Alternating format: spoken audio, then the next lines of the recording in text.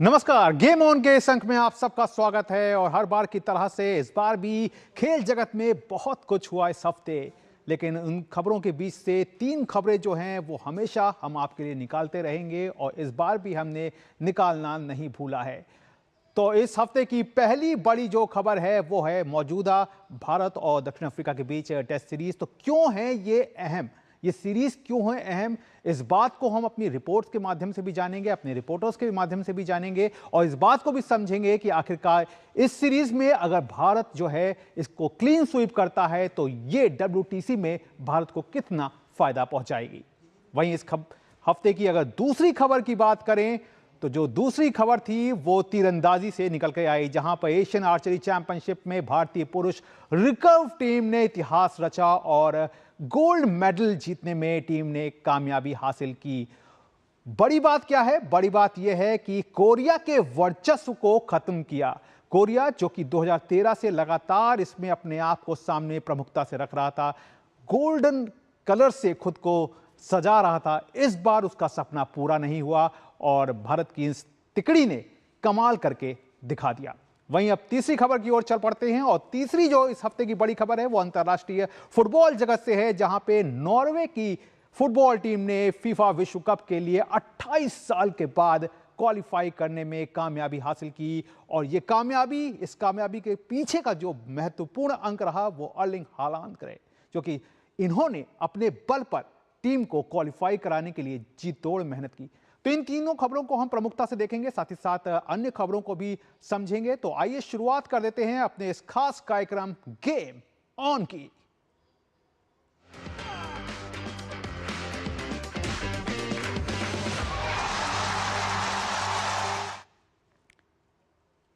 तो सबसे पहले बात करते हैं भारत और दक्षिण अफ्रीका के बीच टेस्ट सीरीज की, जहां भारत और दक्षिण अफ्रीका के बीच कोलकाता में पहले टेस्ट के दूसरे दिन का खेल खत्म होने पर दक्षिण अफ्रीका ने अपनी दूसरी पारी में 7 विकेट पर 93 रन बना लिए। इस तरह टीम ने 63 रन की महत्वपूर्ण बढ़त जो है वो कहना चाहिए हासिल कर ली है। दक्षिण अफ्रीका की दूसरी पारी की शुरुआत खराब रही और रियान रिकल्टन 11 पर कुलदीप यादव का शिकार बने। इसके बाद रविंद्र जडेजा का जादू चला और जडेजा ने एडन मार्करम, वियान मुल्डर और टोनी डे जॉर्जी का विकेट निकाल दक्षिण अफ्रीका को बैकफुट पर ला दिया। इसके बाद नियमित अंतराल पर दक्षिण अफ्रीका के विकेट गिरते गए और टीम ने दिन का खेल खत्म होने पर अपने 7 विकेट गंवा दिए। इससे पहले भारतीय टीम पहली पारी में 189 रन ही बना सकी। इस तरह टीम इंडिया को पहली पारी के आधार पर 30 रन की बढ़त हासिल हुई। आज सुबह भारत ने पहले दिन के स्कोर 1 विकेट पर 37 रन से आगे खेलना शुरू किया। वॉशिंगटन सुंदर और KL राहुल ने संभल कर खेलते हुए रन बनाना जारी रखा। सुंदर 29 रन बनाकर आउट हुए, वहीं KL राहुल ने 39 रन की पारी खेली। कप्तान शुभमन गिल 4 रन बनाकर रिटायर्ड हर्ट हुए। वहीं ऋषभ पंत ने तेजी से 27 रन बनाए और 27 पर पवेलियन वापस लौट गए। हरफनमौला खिलाड़ी रविंद्र जडेजा ने भी अपने बल्ले से 27 रन निकाले। यही नहीं, अपनी इस पारी के दौरान उन्होंने टेस्ट क्रिकेट में 4000 रन भी पूरे किए। इसके बाद कोई और बल्लेबाज बड़ी पारी नहीं खेल पाया और टीम 189 रन ही बना सकी। तो भारत और दक्षिण अफ्रीका के बीच वैसे तो टेस्ट सीरीज सिर्फ 2 मैच की है, लेकिन ये 2 मैच टीम इंडिया के लिए विश्व टेस्ट चैंपियनशिप को ध्यान में रखते हुए काफी अहम है। तो आखिर वो कौन सी वजह है, जानते हैं इस रिपोर्ट के जरिए। WTC के नए चक्र में टीम इंडिया का दमदार अंदाज इंग्लिश धरती पर नजर आया था। इसके बाद अपनी धरती पर वेस्टइंडीज को धूल चटाया था और अब बारी दक्षिण अफ्रीका को हराने की है। भारतीय शेरों का अगला टारगेट दक्षिण अफ्रीका के खिलाफ टेस्ट सीरीज को जीतना है। ये सीरीज WTC के मौजूदा चक्र के लिहाज से काफी महत्वपूर्ण है। घरेलू परिस्थितियां टीम इंडिया के साथ है। जरूरत सिर्फ प्रदर्शन की कसौटी पर अपने परफॉर्मेंस को बरकरार रखने की है। टीम इंडिया ने WTC के मौजूदा चक्र की शुरुआत इंग्लैंड के खिलाफ 2-2 से ड्रॉ के साथ की थी, जिसके बाद वेस्टइंडीज के खिलाफ घरेलू सीरीज में 2-0 से जीत दर्ज की। इन प्रदर्शनों के आधार पर शुभमन गिल एंड कंपनी 61.90% अंकों के साथ WTC अंक तालिका में तीसरे स्थान पर है, जो ऑस्ट्रेलिया और श्रीलंका से पीछे है। वहीं दक्षिण अफ्रीका टीम की बात करें तो ये टीम WTC की अंक तालिका में फिलहाल 5वें नंबर पर है। टीम के 50% अंक हैं। टीम ने भारत दौरे से पहले पाकिस्तान का दौरा किया था, जहां सीरीज 1-1 से ड्रॉ रही थी। वैसे भारत के लिए ये टेस्ट सीरीज काफी अहम है। टीम अगर इस टेस्ट सीरीज को 2-0 से जीतती है तो WTC की पॉइंट्स टेबल में नंबर 2 पर आ जाएगी। 1-0 से जीतने पर तीसरे स्थान पर ही रहेगी, जबकि 1-1 से ड्रॉ रहने पर भी तीसरे स्थान पर ही टीम को रहना होगा। लेकिन सीरीज 0-1 से हारे तो चौथे स्थान पर, और 0-2 से हार गए तो फिर 5वें स्थान पर खिसकना पड़ेगा। वैसे दक्षिण अफ्रीका का भारत की धरती पर टेस्ट रिकॉर्ड दमदार नहीं है। भारत की धरती पर मौजूदा टेस्ट सीरीज के मैच को छोड़ दें तो इस टीम ने अब तक 19 टेस्ट मैच खेले हैं, जहां केवल 5 में ही टीम को जीत मिली है, जबकि 11 में हार और 3 मुकाबले ड्रॉ रहे हैं। दक्षिण अफ्रीका मौजूदा WTC चैंपियन है और ईडन गार्डन्स की लड़ाई की धमक ये तय करेगी कि ये सीरीज किस ओर जाएगी। Sports desk, DD news. तो मौजूदा विश्व टेस्ट चैंपियन अब मुश्किलों में दिख रहे हैं, क्योंकि कोलकाता में उनके ऊपर हार का संकट जो है वो जबरदस्त तरीके से मंडरा रहा है। और इस मैच पर और ज्यादा बात करने के लिए हमारे साथ न्यूज रूम से जुड़ रहे हैं हमारे संवाददाता नारायण सिंह।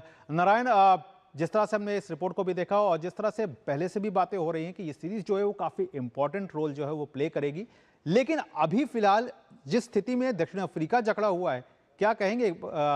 बड़ा मुश्किल लग रहा है कि मतलब कल ही मैच रैप अप होने की दिशा में पूरी तरह से संकेत मिल चुके हैं।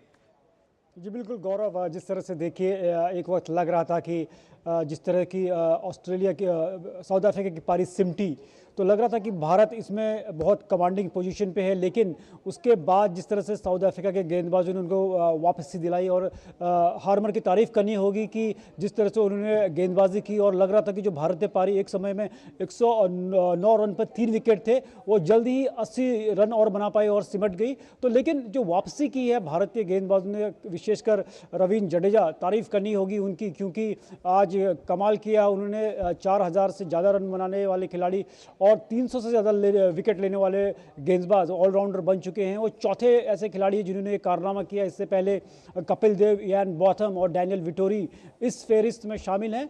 तो कुल मिलाकर गौरव, कोई भी अगर विदेशी टीम भारतीय धरती पे आती है तो उसे कह सकते हैं कि सबसे बड़ी टेस्ट क्रिकेट में चुनौती का सामना करना पड़ता है, और वही यहाँ पर हुआ। लेकिन पहले दिन के खेल की बात करें कि जिस तरह से जसप्रीत बुमराह ने जो गेंदबाजी की, ऐसा लग रहा था कि 57 रन पे उनके कोई विकेट नहीं गिरा था, और जो वापसी कराई जसप्रीत बुमराह ने, क्योंकि कंडीशंस इतनी उस समय फेवरेबल नहीं लग रही थी विशेषकर तेज गेंदबाजी के लिए। लेकिन जसप्रीत बुमराह इसीलिए जाने जाते हैं कि जब कंडीशंस भी फेवर में न हो, ना कोई उसमें ऐसा हवा में कुछ स्विंग नज़र आ रहा था और ना ही कुछ पिच में नज़र आने, वैसी परिस्थिति में उन्होंने जो एंगल निकाल के और अपनी क्रिएटिविटी से 2 विकेट दिलाए तो भारतीय टीम को वापस लाए। और आज वही काम रवींद्र जडेजा ने किया। भारत को 4 विकेट लेके उन्होंने साउथ अफ्रीका के कहीं ना कहीं इस मैच में एक वापसी कराई, और लगभग अब मैच पूरी तरह से भारत की झोली में है। लेकिन एक चीज़ कहना पाऊंगा, जो विकेट था यहाँ पर किसी ने ऐसा सोचा नहीं था कि ये शुरू में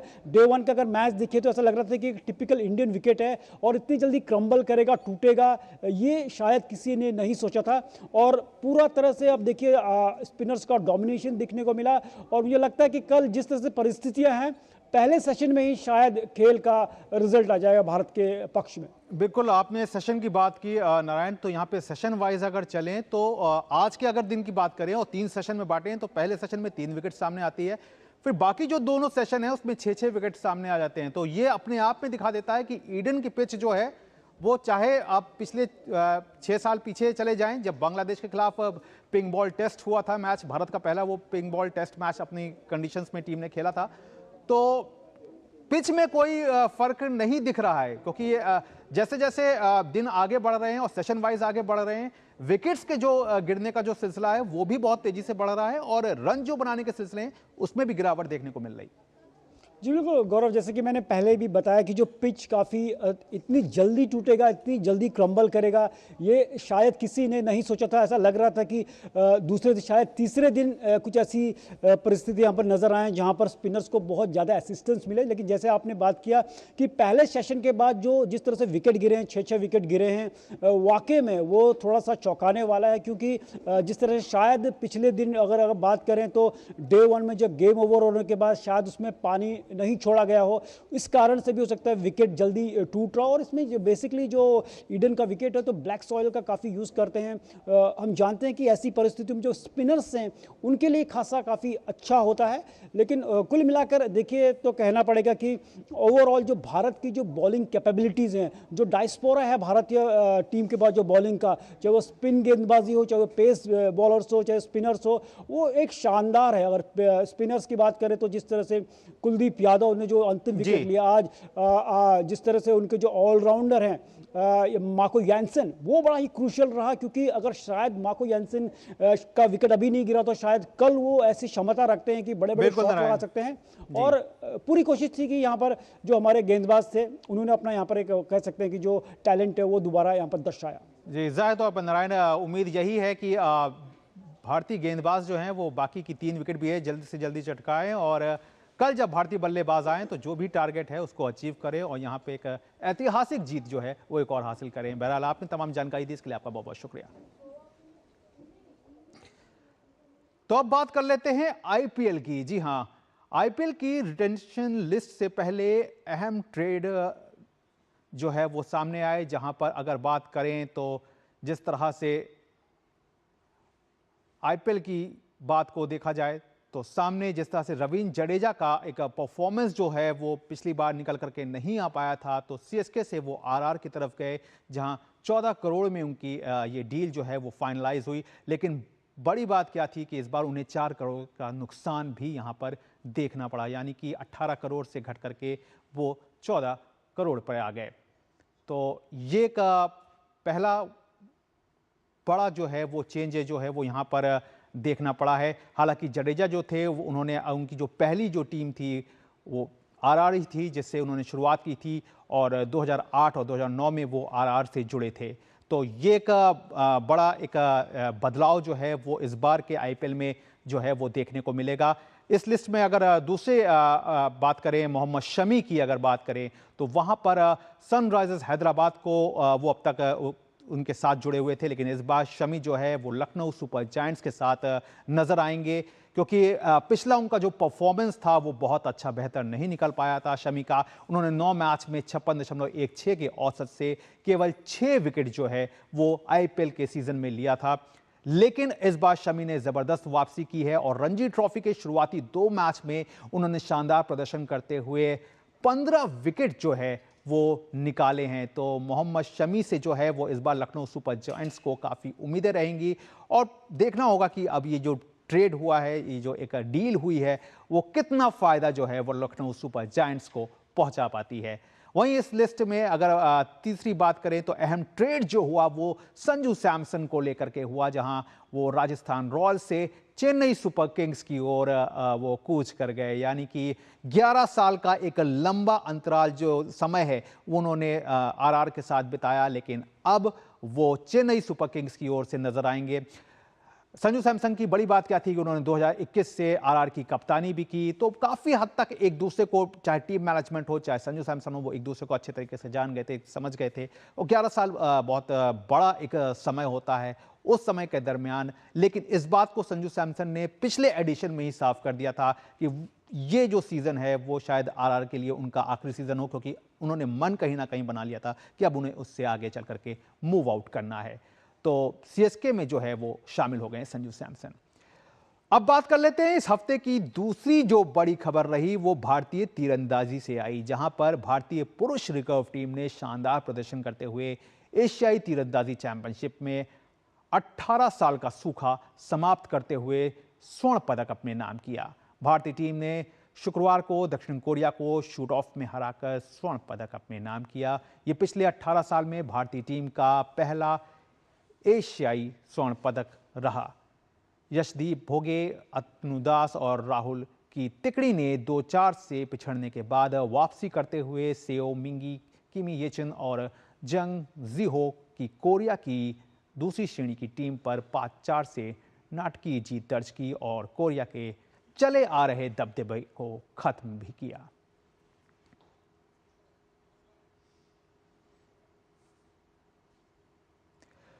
वहीं एशियन आर्चरी चैंपियनशिप 2025 में भारत ने कंपाउंड वर्ग में भी अपना अभियान 5 पदक के साथ खत्म किया, जिसमें 3 स्वर्ण पदक रहे। अभिषेक वर्मा और दीपशिखा की जोड़ी ने शानदार प्रदर्शन करते हुए कंपाउंड मिक्स टीम इवेंट के फाइनल में बांग्लादेश को 153-151 से हराकर गोल्ड मेडल जीता, जबकि दीपशिखा, ज्योति सुरेखा वेन्नम और पृथिका प्रदीप की शानदार तिकड़ी ने दमदार प्रदर्शन करते हुए दक्षिण कोरिया को 236-234 से हराकर 24वीं एशियन आर्चरी चैंपियनशिप 2025 में स्वर्ण पदक अपने नाम किया।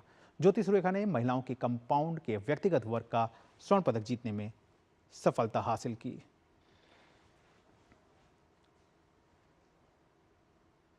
और अब बात कर लेते हैं कॉमनवेल्थ गेम्स से जुड़ी हुई। जी हां, 2026 ग्लासगो कॉमनवेल्थ गेम्स को लेकर के सरगर्मियां तेज हो गई हैं। इस कड़ी में मंगलवार को दिल्ली में एक कार्यक्रम के दौरान किंग्स बैटन रिले का अनावरण हुआ। कार्यक्रम में खेल मंत्री डॉक्टर मनसुख मांडविया और भारत में ब्रिटिश उच्चायुक्त लिंडी कैमरून भी मौजूद रहीं। कॉमनवेल्थ गेम्स अगले साल 23 जुलाई से 2 अगस्त तक ग्लासगो में आयोजित होंगे। ग्लासगो 12 वर्ष बाद इन खेलों की मेजबानी के लिए तैयार है। इसके साथ ही राष्ट्रमंडल देशों को एक सूत्र में पिरोती किंग्स बैटन रिले की परंपरा भी अपनी मौजूदगी को नए अंदाज में सामने रख रही है। मंगलवार को दिल्ली में एक कार्यक्रम के दौरान किंग्स बैटन रिले का अनावरण। तो आइए अब सीधे आपको ले चलते हैं सूरत एयरपोर्ट, जहां पर प्रधानमंत्री नरेंद्र मोदी जो हैं उन्होंने बिहार की जीत पर अपनी खुशी जाहिर की है और बिहार